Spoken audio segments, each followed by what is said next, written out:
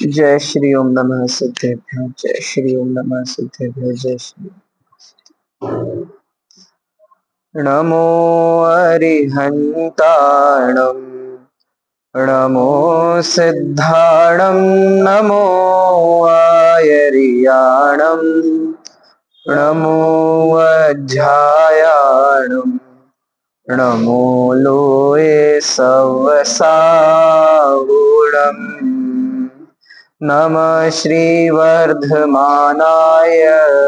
निर्धूतकलिलात्मने, सालोकानां त्रिलोकानां यद्विद्यादर्पणाय ते।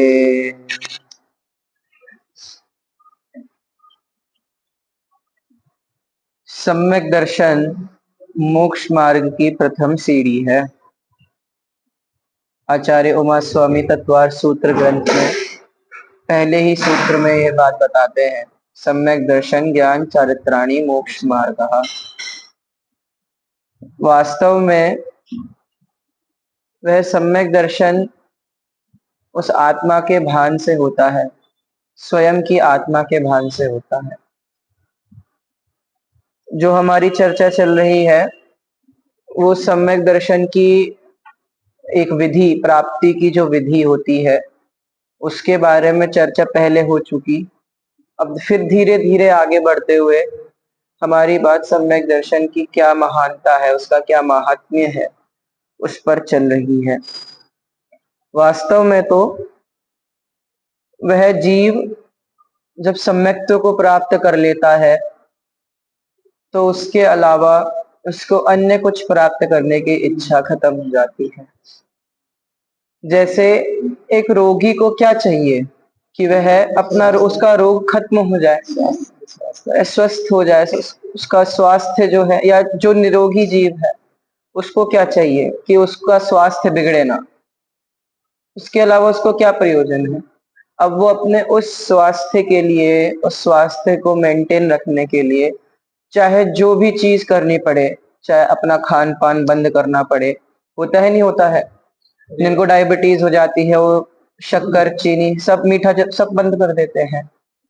ऐसे ही उनमें भी कुछ कई सारी बीमारियां ऐसी होती हैं जिनमें तेल का खाना बंद हो जाता है, बिल्कुल चटपटा खाना बंद हो जाता है।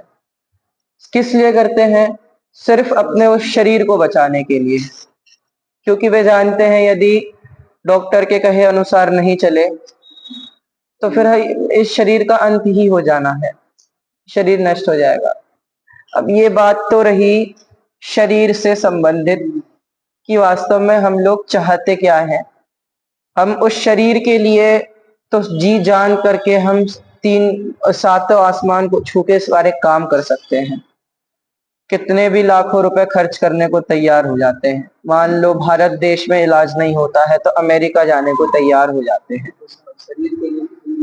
पर वास्तव में ये देखो आप कि ये तो फिर भी इस भव के लिए मात्र है, कहीं ना कहीं तो अंत निश्चित ही है। जहां मृत्यु होगी वहां यहाँ सब कुछ रखा छोड़ चले जाएंगे। क्या वो धन संपत्ति काम आने वाली है? शरीर के इलाज में लगाए हुए पैसे क्या काम में है?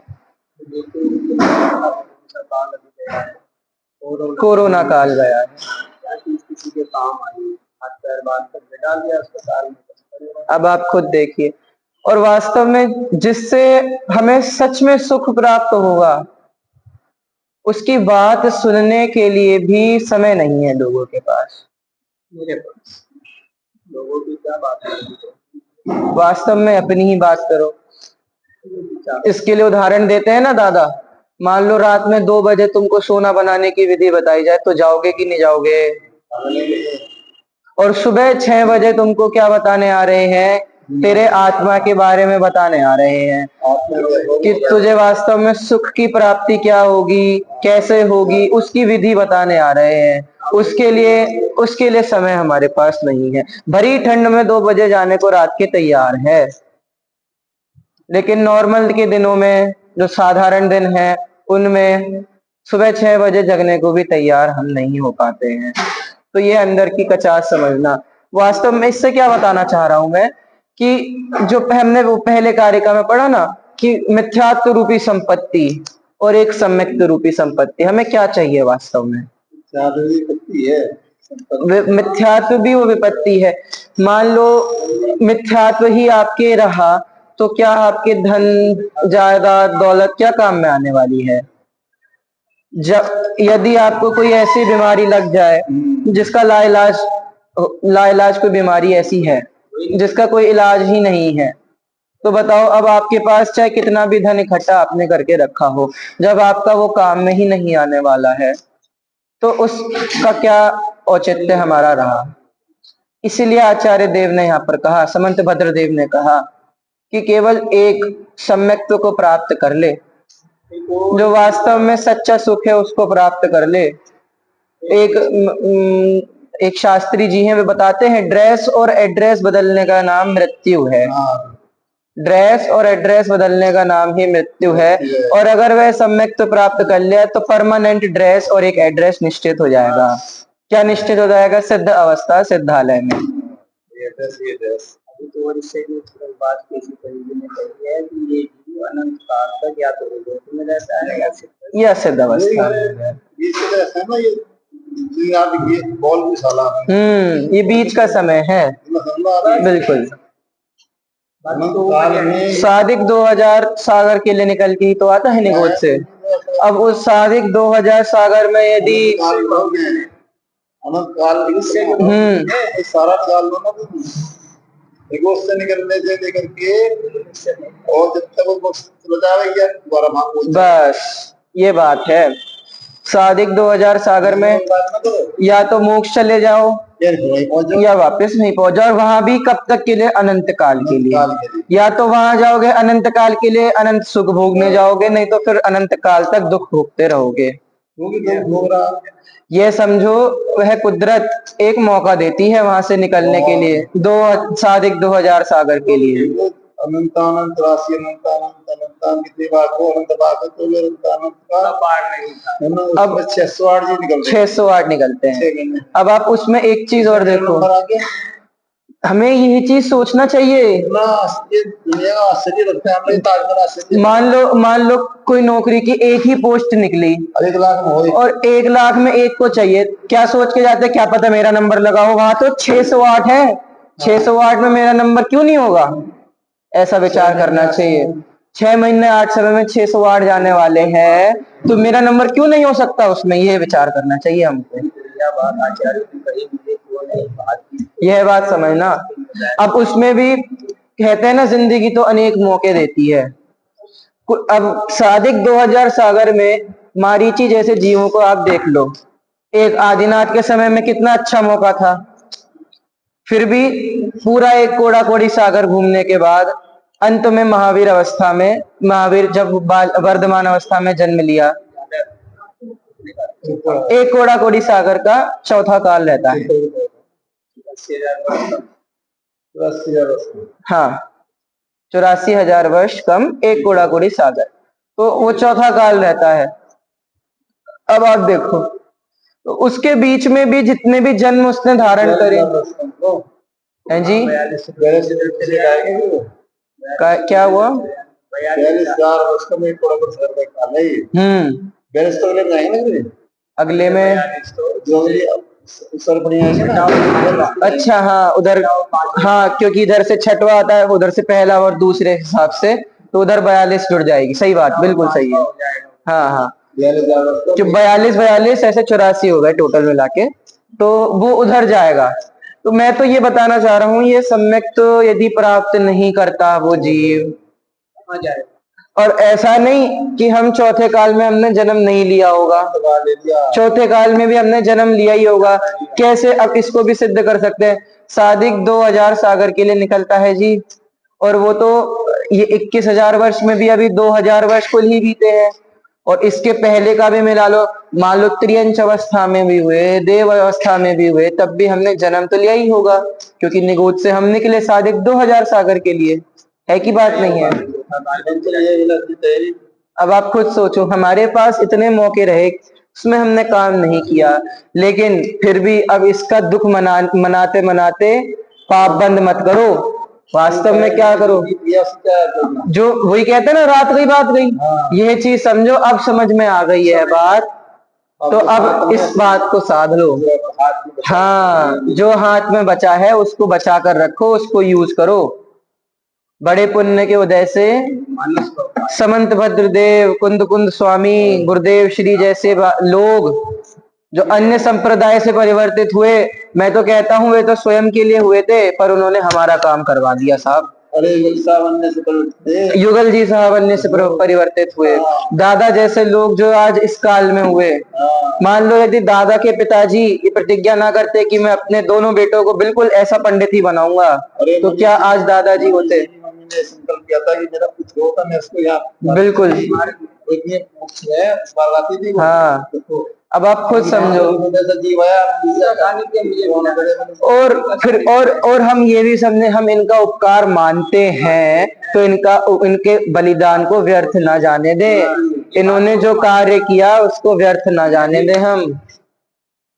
ऐसा होता है, हमसे भी कई सारी भूल चूक हो जाती है इस बात में, बर्बाद में उसका प्रायश्चित लेते हैं, उसका अंदर से दर्द होता है इस चीज का कि हाँ हमसे गलती हुई। तो जो कार्य हमें करना है, यही बात आचार्य समंत भद्रदेव ने बताई कि वो पाप रूपी जो संपत्ति है उसका क्या कार्य, क्या प्रयोजन निकल के आएगा, और जो वास्तव में सम्यक्त्व है वही तुम्हारे काम आने वाला है।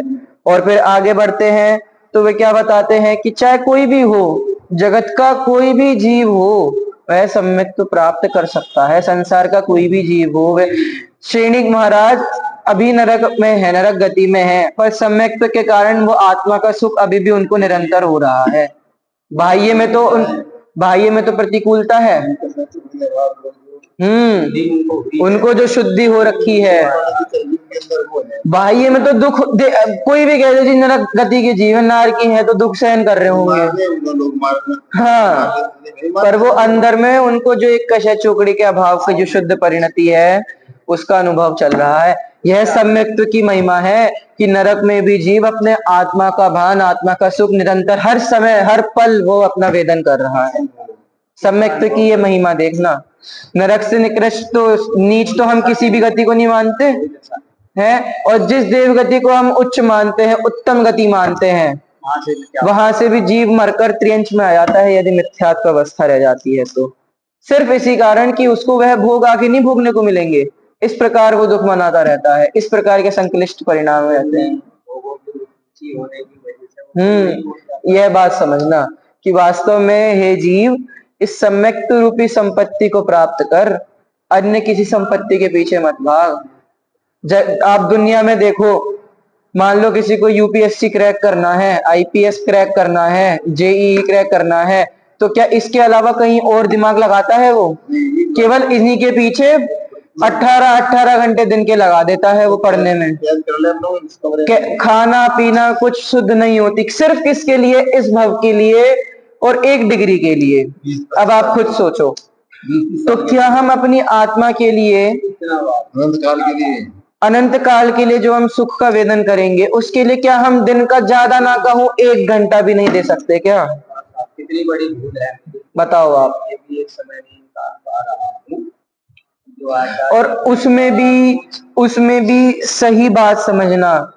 नहीं तो 1 घंटा निकालने को कह दिया पंडित जी ने, ठीक है जी 1 घंटा जाप कर लेते हैं, 1 घंटा पूजन कर लेते हैं, 1 घंटा भक्ति कर लेते हैं। पूजन क्या विधान 6 घंटे कर लेते हैं, सुबह 6 बजे से लेकर दोपहर के 12 बजे तक चलता है विधान। अब बताओ, और स्वाध्याय में बैठने के लिए जोर पड़ता है। ये अपनी अंदर की जो ये कमजोरी है उसको पकड़कर उसको निकालना चाहिए। और गुरुदेव श्री भी बताते थे ये चीज, तो कि उनके समय में क्या चलता था कि यह समय सार प्रवचन सार ग्रंथ तो मुनियों के पढ़ने के ग्रंथ हैं, श्रावकों के पढ़ने के नहीं है, उनके तो पूजा इत्यादि करने क्रिया है। अब ये समझो आप, गुरुदेव श्री ने यह बात हमको बताई, घर घर समय सार पहुंचाने की जो ये एक प्रतिज्ञा है, घर घर समय सार आज जो हमें देखने को मिलता है, पहले भी रखे रहते थे, सिर्फ हाथ जोड़ते थे और बस। अब आप खुद सोचो, पहले कम थी, पहले हाथों से लिख लिख के कृतियां बनती थी, शिक्षित भी नहीं थे, पर गुरुदेव श्री ने हर एक के जहन में बिठा दिया समय सार। आज गानों का पूरा प्लेटफॉर्म मार्केट मिल गया। गुरुदेव को मार्केट नहीं मिला, गुरुदेव को कोई ऐसा बात नहीं मिली थी। साथ मिले जो उनको तो डराने वाले अलग मिले थे, अलग मिले, और जो वहां से आए थे समझने में ज्यादा बिल्कुल उन्हें बहुत गुरुदेव को मतलब फिर भी उन्होंने 45 वर्ष तक लगातार किया, अंत समय तक किया। लेकिन मैं कहूँगी इतना डॉक्टर साहब अच्छे लोग मिले, हाँ माल मिला, मिला, अभी भी है। उनके जाने के बाद भी अभी भी और इतना है।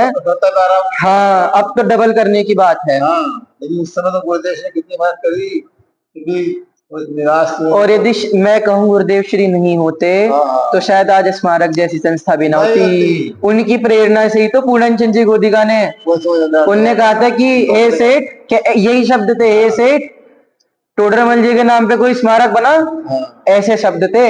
और उनकी प्रेरणा पाकर स्मारक संस्था बनी थी। और अभी 3 साल ने सुनाओ डॉक्टर साहब की तारीफ करी, बहुत बड़ा पंडित है, बहुत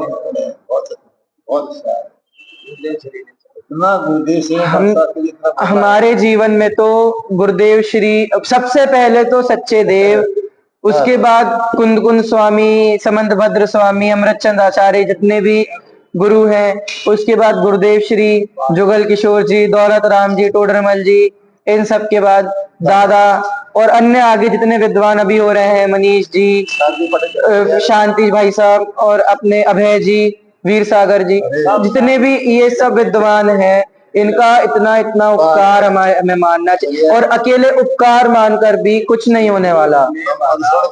जो वे कह रहे हैं, जो वे ये बात बता रहे हैं, उसको हमें अनुसरित करना चाहिए। चलिए, अब ये सम्यक दर्शन तो प्राप्त करने की बात हुई कि कोई भी व्यक्ति प्राप्त कर सकता है।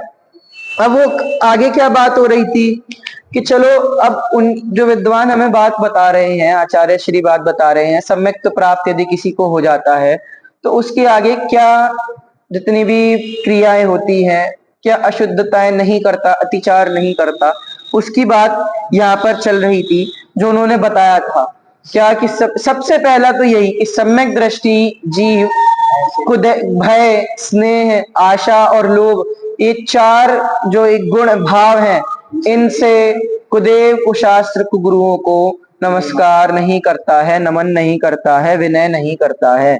जिसके बारे में जैसे भय का हमने एक उदाहरण देखा था, भय का उदाहरण देखा था, समंत भद्र देव का जो उदाहरण हमने देखा था, उनके साथ जब उनको भस्मक व्याधि रोग हुआ था। ऐसे ही और भी उदाहरण देख लो आप, अकलंग निकलंग का हमने कल उदाहरण देखा था। आज के समय में भी आप देख लीजिए, भय को तो हटा दो अभी आप, आगे आशा, स्नेह, ये 2 चीज ऐसी हैं, और एक लोभ कि आप इनके आड़े आ जाता है और हम ढीले पड़ जाते हैं, अपने सच्चे देवादिक के आगे ढीले पड़ जाते हैं। यह बात समझना।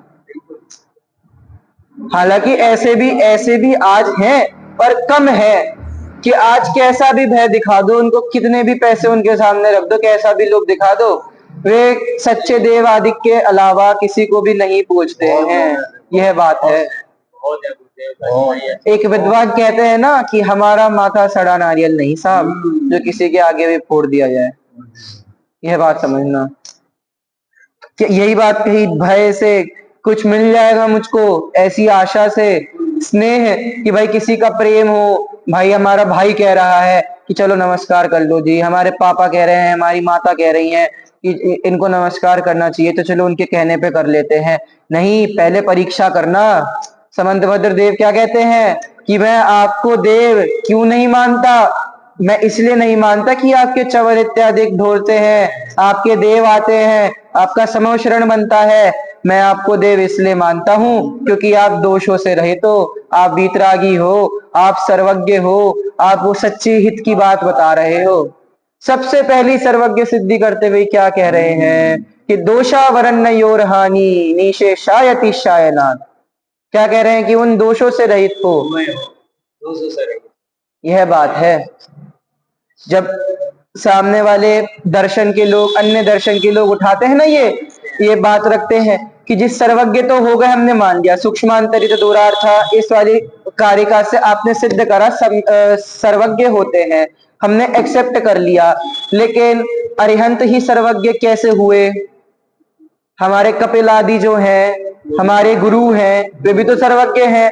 तो उसको फिर आगे समंतभद्र देव उनका खंडन करते हैं, किससे? सर्वथैकांतवादी नाम, कि वे दोषों से सहित हैं, सर्वथा एकांतवादी हैं। उनके द्वारा जो भी कथन किया जाएगा वह हम खंडन कर सकते हैं। और जबकि आपका क्या मायावी धनी का वो बना देता है, बनाया समझो। हाँ जी, 25 तीर्थंकरा की कहानी आती है ना, रेवती रानी का यहाँ पर कौन सा अंग सार्थक हुआ?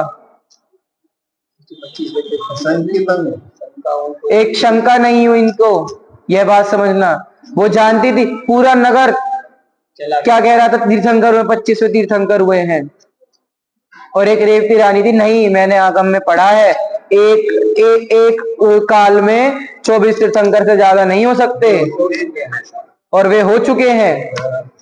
तो अब इनका होने का कोई, तो इसका मतलब जरूर ये कोई मायावी है। तो यह बात समझ कर सकते हैं साहब, कोई भी मायावी देव हो कर सकते हैं। और बिल्कुल ऐसा लगे कि सच में कोई तीर्थंकर ही हुए हैं।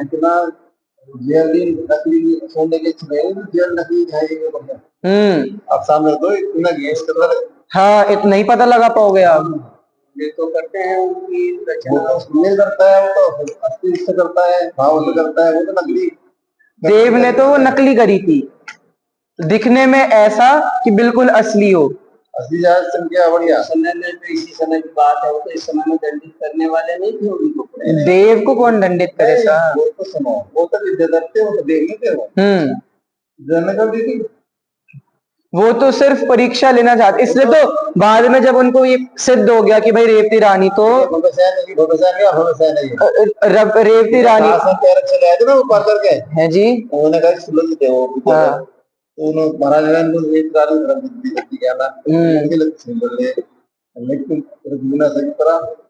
परीक्षा लेने घास उगा दी, हाँ 15-5 उगा दिया, घास पे चल के चले आए, वरना अक्सर पा जाए मेरा घास पे पैर नहीं रख सकते। अब इस रानी की कहा तो हाँ, परीक्षा कर जब हुआ तब जाकर करना वास्तव आप वो तो विद्याधर जो थे वे, उनने परीक्षा ही लेनी चाहिए थी। कि देखें तो ये रेवती रानी सच में सच्चे देव शास्त्र गुरु और इनमें श्रद्धा रखती है कि नहीं रखती है। उनकी उस श्रद्धा की परीक्षा लेनी चाहिए थी।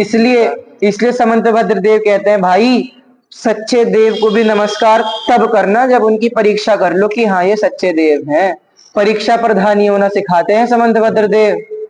आप तो मीमांसा में आप हर जगह देख लेना, कहीं ना कहीं किसी ना किसी चीज के बारे में ये लिखा है कि इसकी परीक्षा करके करना। इसलिए क्या कह रहे हैं कि उस भय से, आशा से, स्नेह से, लोभ से, अब मैं नाम तो नहीं गिनाऊंगा, पर आप लोभ से आप देख सकते हो कितने नेता लोग हैं, कितने बड़े बड़े लोग, हस्तियां हैं जो आज जैन हैं, लेकिन सिर्फ कुछ चंद लोग के लोभ के कारण कि हमसे बड़े अफसर, हमसे बड़े नेता वहां झुकते हैं, वहां नमस्कार करते हैं, उनके सामने दिखाने के लिए नमस्कार करते हैं। और कोई कहवे जी, अभी देखना भावार्थ पढ़ेंगे तो यही बात आएगी, कोई कहवे जी चलो हमारे मन में श्रद्धा थी साहब कि सच्चे देवशास्त्र गुरु के प्रति, लेकिन हमने बस बाहर से उनको दिखाने के लिए ऐसा कर दिया। ऐसा नहीं है, कोई क्या मजबूरी थी हमारी, ऐसा थोड़ी है। अब आप सम्यक दृष्टि है तो काहे की मजबूरी, जब वो जानता है कि अगर इनने मेरा कुछ बिगाड़ भी लिया तो मेरे शरीर का ही तो बिगाड़ेगा, मेरा थोड़ी बिगाड़ पाएगा कुछ। और शरीर में हूं नहीं, मैं तो आत्मा हूं। तो किस प्रकार की मजबूरी? हाँ, धर्म मान के करना बिल्कुल अलग। तभी तो कहते हैं, वीर सागर जी इस बात को बताते हैं कि आप अन्य धर्म के ग्रंथ पढ़ो, कोई आपत्ति नहीं है, पर न्यूट्रल होके पढ़ो उसको। यह मान के मत पढ़ो, ये उसमें श्रद्धा रख के मत पढ़ो, यह मान के मत पढ़ो कि ये सच्चा है। उसका बस साधारण नॉलेज रखने के लिए कि हाँ भाई चलो उनके धर्म वाले ऐसा कहते हैं, उनके धर्म वाले ऐसा कहते हैं। गुरुदेव श्री को देख लो आप, कितना ज्ञान था, सांख्य मत का, बौद्ध मत का, हाँ सांख्य मत, बौद्ध मत, नैयायिक मत, एक एक चीज, एक एक उनका प्रमाण, क्या प्रत्यक्ष माना, क्या परोक्ष माना, सारा ज्ञान था। लेकिन ज्ञान कोई कहे इन्हें तो पढ़े हैं साहब, तो पढ़ने में कोई आपत्ति नहीं है। ऐसे ही ये बात समझना कि आप अगर मन में तो सोचो श्रद्धा है और बाहर में आप 10 जनों को नमस्कार कर रहे हो, वह गलत है। अब देखो, अब भावार्थ में क्या क्या समझा रहे हैं। कुछ लोग इसका ऐसा अर्थ कर देते हैं कि धर्म बुद्धि से नमस्कार ना करे, लौकिक दृष्टि से तो करता है, वह अर्थ 16 आने झूठ है। क्या बोला कि धर्म बुद्धि से तो ना करे, मतलब मन में तो मेरे श्रद्धा है, पर लौकिक रूप से कर रहा है साहब, तो क्या दिक्कत है? तो वह भी गलत है। लौकिक दृष्टि या लौकिक नमस्कार की बात तो राजा आदि के साथ है। जैसे पहले के जमाने में, अभी समंतभद्र ऐसे ही समय में जन्मे जब राजतंत्र चलता था। तो मान लो प्रजा आई, कोई व्यक्ति आया तो उन्होंने बोला साहब राजा की जय हो, राजा को नमस्कार हो, तो वे एक अलग बात है, वो आदर रूप में कह रहे हैं। वो लौकिक रूप से हम अपने माता पिता के चरण स्पर्श करते हैं, नहीं करते हैं, उनके सामने झुकते हैं, नहीं झुकते हैं, अपने विद्यालय में जो गुरुजन है उनके सामने झुकते। तो कोई कहे साहब जी ये तो देवशास्त्र गुरु तो दूर की बात है, तो इनके सामने झुक रहा है। तो भाई वो एक आदर बात है, आदर हर किसी का करना चाहिए। जो तुम्हें एक अक्षर का भी ज्ञान दे उसका आदर करना चाहिए हमको। लौकिक दृष्टि से यह गलत नहीं है। हाँ, यदि तुम धर्म मानकर उनको पूजने ही लग जाओ तो यह बात गलत है, पूज्यतापना नहीं आना चाहिए। इसलिए क्या अब क्या लिख रहे हैं, लौकिक दृष्टि और लौकिक नमस्कार तो राजा आदि के साथ है, सो वहां लौकिक नमस्कार हो सकता है, यहाँ उससे आशय नहीं है। यहाँ तो अन्य मत के देव शास्त्र गुरुओं से प्रयोजन है। अन्य मत के देव शास्त्र गुरुओं की बात है, उनका लोक व्यवहार से तो कोई प्रयोजन ही नहीं है।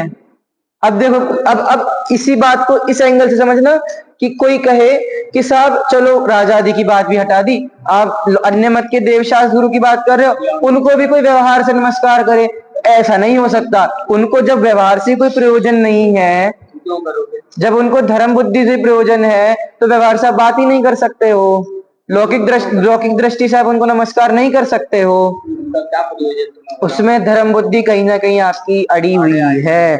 क्या कह रहे हैं, उनका तो आदर सत्कार नमस्कार आदि धर्म दृष्टि से ही किया जाता है। देव शास्त्र गुरु कोई भी हो, सच्चे देव हो चाहे कुदेव आदि हो, धर्म बुद्धि से ही उनका नमस्कार आदर सत्कार किया जाएगा। ऐसा करने से अधर्म का पोषण होता है और धर्म की हानि होती है। अन्य मत के देवशास्त्र गुरुओं का और उसका भी, अब कोई कहे जी आप ये तो कहते हो अन्य मत के देवशास्त्र गुरुओं को हमें नमस्कार नहीं करना चाहिए, क्यों नहीं करना चाहिए, कारण बताओ आप। तो कारण दे तो दिया भैया, आपके जो गुरु, आपके जो देव हैं, जिनको आप सच्चा देव मानते हो, जो कुदेव हैं वास्तविकता में, वे दोषों से सहित हैं, उनकी जितनी भी बातें हैं वे सर्वथा खंडित करने वाली है, उनको कोई भी वादी प्रतिवादी खंडित कर सकता है। अल्पज्ञ है, जो आपकी शास्त्रों में बात लिखी गई है वो आपके भगवान द्वारा ही तो कही गई होगी, तो वो भी ऑटोमेटिकली गलत सिद्ध हो गई। और जो गुरु हैं आपके, उनकी भी जितनी भी बातें हैं वह सब खंडित हो जाने वाली हैं, क्योंकि आपके गुरु ही एकांतवादी हैं। तो आप किस अपेक्षा से यह प्रश्न उठाते हो कि इनको नमस्कार क्यों नहीं करना चाहिए, अर्थात इनको नमस्कार करना सच्चे धर्म की हानि है, अधर्म की पुष्टि है। यह बात समझना। सम्यक दृष्टि कभी ऐसी भूल नहीं करता। यदि राजा अन्यमति हो और वह सम्यक दृष्टि को भय दिखलाए कि नहीं तुम्हें हमारे देव शास्त्र गुरु को नमस्कार करना ही होगा, तो भी सम्यक दृष्टि ऐसा नहीं करता। अथवा अन्य मत का कोई गुरु ज्योतिष वैदिक विद्या, अब देखो पहले यहां तक जो बताया ये भय के लिए उदाहरण दे दिया कि राजा अन्यमति हो और हम सम्यक दृष्टि हैं और वे हमें क्या भय दिखाएं कि तुम्हें करना होगा हमारे देवशास्त्र गुरु को नमस्कार, नहीं तो तुम्हें मृत्यु दंड दे देंगे, तुमको ये दंड दे देंगे, तो भी सम्यक दृष्टि होगा तो नमस्कार नहीं करेगा। और अन्य मत का कोई गुरु ज्योतिष वैदिक आदि विद्या में निपुण हो और सम्यक दृष्टि रोगी हो तो इस भाव से कि चलो अपने को दवाई लेनी है, नमस्कार में क्या आपत्ति है? नहीं, सम्यक दृष्टि किसी आशावश कभी कुदेव, कुआगम, कुगुरु को नमस्कार नहीं करता। आई बात ख्याल में? कोई ज्योतिष हो, कोई वैदिक हो, मान लो अन्य मत का है, ठीक है, और वो कहे साहब तुम्हारे रोग का निवारण कर सकता हूं मैं, लेकिन तुम्हें मुझे नमस्कार करना पड़ेगा, हमारे देव को नमस्कार करना पड़ेगा। अब यहाँ पर अब आप उनको लेना जो भील था, नमस्कार में मत लेना, लेकिन क्या प्रतिज्ञा थी कि कौवे का मांस नहीं खाऊंगा चाहे कुछ भी हो जाए, और बीमारी में उसके वैद्य ने क्या बोला? कौवे का मांस खाना पड़ेगा तभी सही होगे। लेकिन उनने अपनी प्रतिज्ञा नहीं तोड़ी, उनने कहा मैं मर जाऊंगा, मैं मृत्यु को प्राप्त हो जाऊंगा, लेकिन अपना नियम नहीं तोड़ूंगा। ऐसे ही यहाँ पर इस बात को उस दृष्टांत से जोड़ते हुए यहाँ अपने सम्यक्त्व रूपी श्रद्धान को समझना। क्या समझना? कि वास्तव में चाहे कैसा भी भय दिखाए, कोई कैसी भी लोभ लालच दिखाए, हमें रोग कितना भी रोग हो रहा हो, मैं कहता हूँ लाइलाज बीमारी भी हो तब भी वो कोई कहे कि साहब तुमको मैं तुम्हारी ये लाइलाज बीमारी सही कर सकता हूं मैं, तुम्हें ऐसा करना होगा, तुम्हें नमस्कार करना पड़ेगा, तो भी सम्यक दृष्टि होगा तो पहले तो वो ये सोचेगा कि लाइलाज बीमारी का इलाज हो नहीं सकता, और यदि होना होगा तो मैं अपने श्रद्धान में ही रहूंगा तो हो जाएगा, अगर और नहीं होना होगा तो मैं चाहे इसको नमस्कार भी कर दूंगा जाके, तो भी उसका इलाज नहीं होने वाला है। ठीक है, सम्यक दृष्टि को 7 भय भी नहीं होते हैं, यह बात भी समझना। ठीक है, अब आगे और क्या कह रहे हैं? पहले गृहस्थ आश्रम में वह सम्यक दृष्टि का मित्र हो, उससे पूर्व में लौकिक व्यवहार रहने के कारण स्नेह हो, और अब वह अन्य मति का साधु हो गया हो। समझ में आई बात? स्नेह का उदाहरण आ रहा है। 7 भय वाले भय नहीं होते साहब, अनंतानुबंधी वाला भय नहीं। हाँ, अनंतानुबंधी वाला भय नहीं है। हाँ हाँ हाँ, अनंतानुबंधी संबंधी जो होता है लोकशाही, हाँ, वो भय नहीं होगा उसको। सब में वो अनंतानुबंधी वो तो खत्म हो गया है, वो भय को भय नहीं गिनते। वैसे तो फिर वो तो फिर आप तो में ही जाके सीधा खत्म होंगे। हाँ, ठीक है। अब देखो यहाँ क्या उदाहरण ले रहे हैं, मान लो हमारा कोई मित्र था, हमारे साथ में था, और इतना स्नेह था, अटूट स्नेह है, ठीक है, बिल्कुल ऐसा, वो तो चलो राम लक्ष्मण तो फिर भी भाई थे, पर ऐसी ही मित्रता थी किसी की, जैसे राम लक्ष्मण थी के भाई पने में प्रेम था, ऐसा ही प्रेम था इन 2 मित्रों में। अब एक तो सम्यक दृष्टि और दूसरा अन्य मति था, और उसमें वह साधु हो गया। अब ये सोचे साहब कि मैं तो स्नेह रखता हूँ बहुत ज्यादा उससे, और मैं तो बड़ा प्रेम करता था अपने मित्र से, चलो स्नेह में ही उसको नमस्कार करे आते हैं जाके। सम्यक दृष्टि ऐसा भी नहीं करता, यही तो लिखा है यहाँ पर कि अन्य मति का वह साधु हो गया हो तो भी स्नेहवश सम्यक दृष्टि फिर उसे नमस्कार नहीं करता। चाह बचेगी ना उसको, स्नेह वाली भी चाह। पहले तो मान लो वो साथ में मित्र था और मजाक मजाक में तो कर देते ना, और नमस्कार भाई कैसे हो, बढ़िया, इस तरीके से मान लो कर दिया, लेकिन अब वो अन्य मति का साधु हो गया है तो वह, अच्छा जी, बनारसी दास जी के साथ बात है। काल सरकार था, हाँ, तो उनको ये कहा गया कि तुम दरबार चलना है, दरबार जाना मतलब नमस्कार करना पड़ता है। हाँ, अच्छा, उन्होंने बना के भेजा बनारस में, जिन्हें चाहे नहीं जब बरकी वे आज करेगा तब बरकी, उससे पहले तो ज्यादा नहीं क्यों है। उन्हें क्या लेना, घर मुझे चाहिए, यश मुझे चाहिए, बिल्कुल सही, नहीं बनना, नहीं बनना, ना मुझे नहीं देना, क्यों अकबर की क्या मिलने जाऊं। सही बात है, बिल्कुल, क्यों नमस्कार कर, मेरा कोई प्रयोजन ही सिद्ध नहीं होना।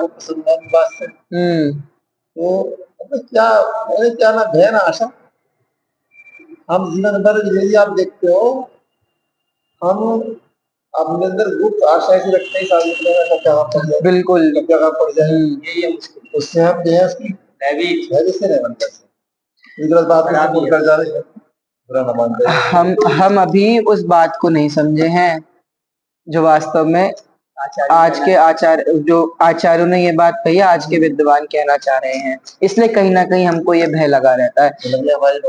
दिया, हाँ हमारा ये पावन कर दे, अभी तो जीना काम नहीं पड़ता, बिल्कुल नहीं पड़ता। पाप को दे काम नहीं आनेगा, अब वो धन एक बैंक में, वो धन बैंक में तो रखा है, पैसा रखा है, कभी यूज नहीं होना, लेकिन भय बना रहता है, कभी लुट ना जाए, कभी कुछ ना हो जाए, कभी कहा आज तो ऑनलाइन डिजिटल का जमाना आ गया तो कोई हैक करके ना खत्म कर दे, जबकि यूज कभी नहीं आने वाला, वो कभी नहीं होगा उसका।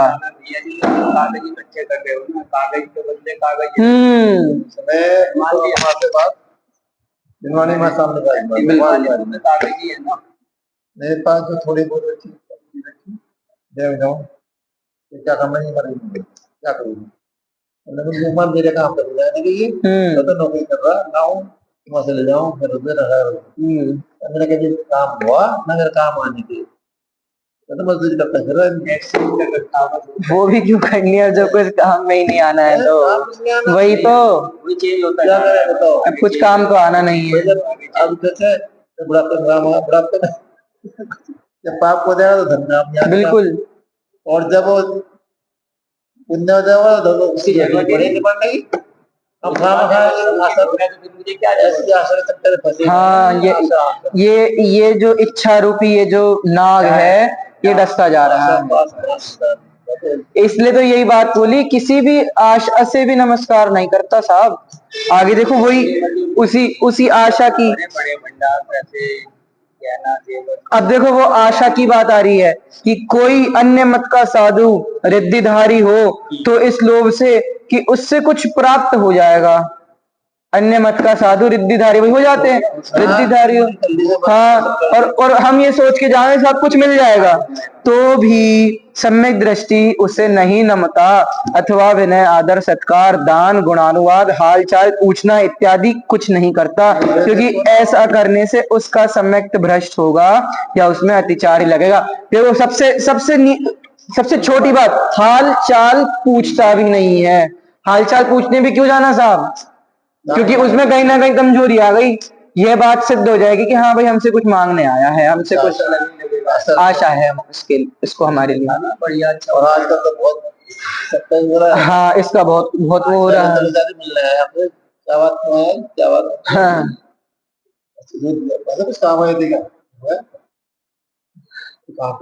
मतलब ऐसा है नॉर्मल मिलने में जावे तो भी ये समझे कि साहब ये काम ही पड़ा होगा, कोई विशेष से आया, इसलिए ये इस बात को समंत भद्रदेव ने बोला, अतः यहाँ हमारे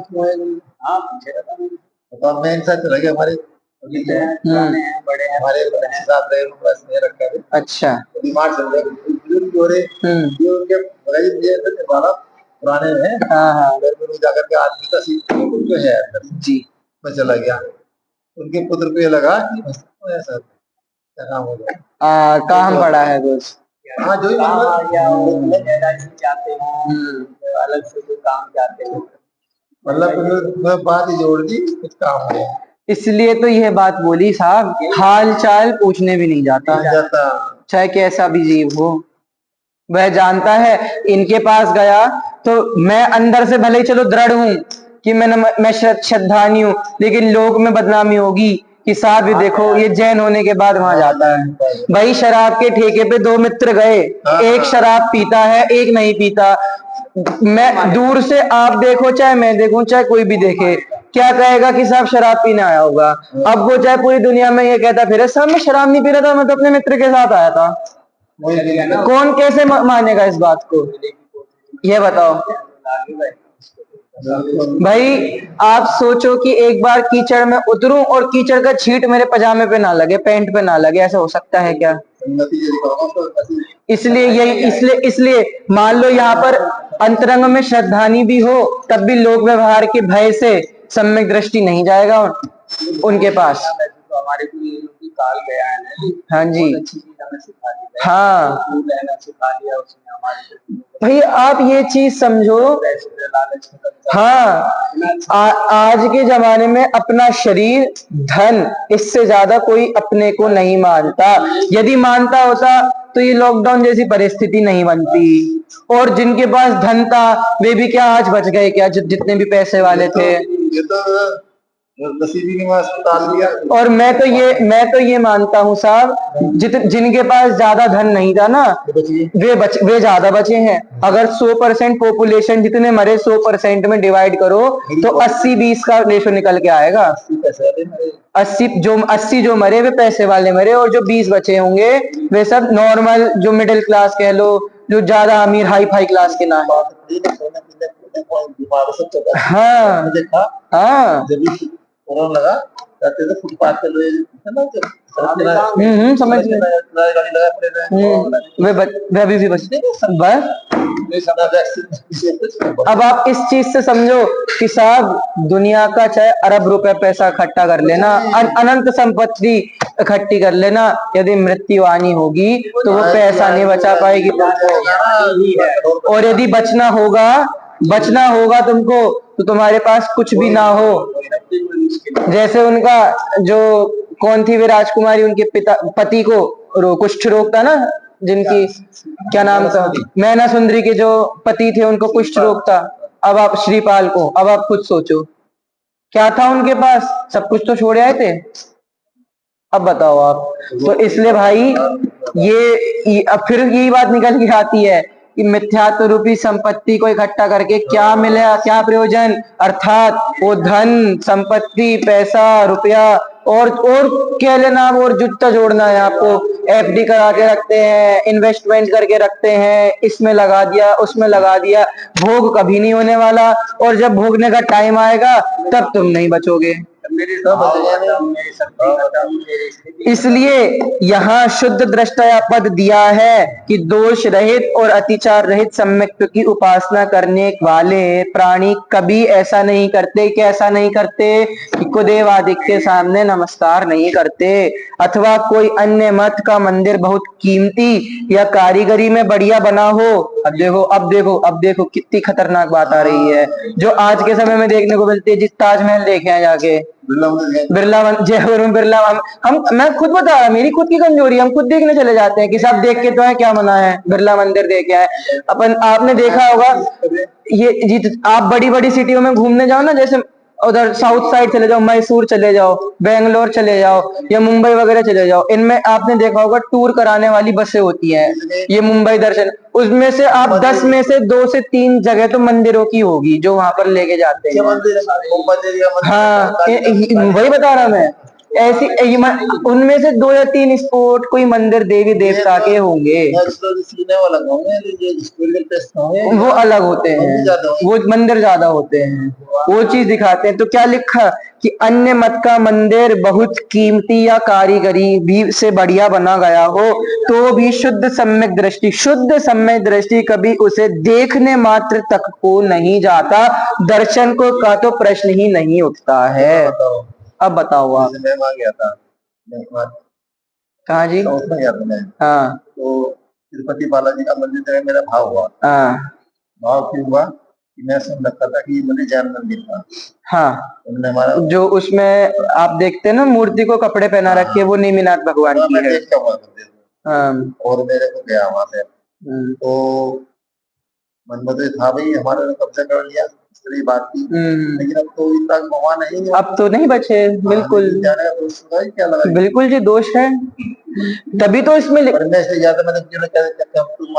वहाँ सबसे दिखाना में बना हुआ है। हाँ, उन्होंने बताया बिल्कुल मानस्तंभ लगा होगा, और जो द्वारपाल है कैसे लगे हैं, वो जो अब तो नहीं भगवान को जैसा अंदर रखा है, जो कमजोर आंख देख नहीं पा रहे। अब ये चीज देखो, ये तो सम्यक दृष्टि की बात है कि अगर कुछ अच्छा बना हो उसको देखने मात्र के लिए भी नहीं जाता, दर्शन तो दूर की बात है। इसमें यह चीज समझना, कोई प्रश्न ये भी उठा सकता है कि आपने अभी तो बोला कि अन्य मत के शास्त्र पढ़ सकता है न्यूट्रल होकर, तो फिर उसमें भी दोष लगा। लेकिन यह समझना भाई, वहां केवल नॉर्मल सामान्य नॉलेज गेन करने के लिए कि भाई सामने वाले मत कहते क्या हैं उसको समझने के लिए ये बात कह रहे हैं कि आप पढ़ सकते हो, उसमें कोई आपत्ति नहीं है। यदि आप अन्य मत के मंदिर देखने जाते भी हो लेकिन अंदर में ऐसा भाव है कि साहब देखो कितना बढ़िया बना है, ये देखो यहाँ क्या कारीगरी गई गई है, इसका मतलब कहीं ना कहीं आपके मन में अंदर कचास है, चोट है।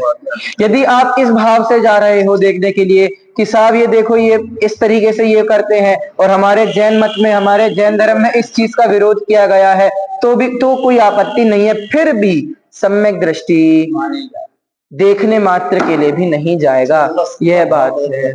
इसलिए वास्तव में तो यही बात समझना भाई कि सम्यक दर्शन जो है उसके अलावा और कुछ प्राप्त नहीं करना। सम्यक दर्शन से बड़ी संपत्ति कुछ नहीं है, सम्यक दर्शन से बड़ा रत्न कोई नहीं है। अगली कारिका में पता है अब यही बात आने वाली है जो हम पढ़ेंगे कि जी साहब आप तो सम्यक दर्शन के गुण गाते जा रहे हो, सम्यक ज्ञान सम्यक चारित्र तो आपने खत्म ही कर दिया बिल्कुल।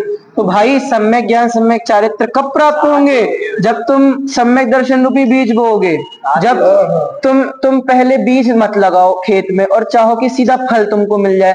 भाई जब पेड़ ही नहीं बना, बीज ही नहीं फूटा, तो तुम फल की आशा क्यों रखते हो? इसलिए भाई सम्यक दर्शन को समझना, उस मिथ्यात्व को छोड़ना, यह बात समझना कि चाहे कैसी भी स्थिति परिस्थिति बने, हमारे सच्चे देव शास्त्र गुरु सात तत्व का श्रद्धान सम्यक दर्शन यही हमारे काम आने वाला है। सच्चा सुख की प्राप्ति करने का मार्ग एकमात्र सिर्फ सम्यक दर्शन है।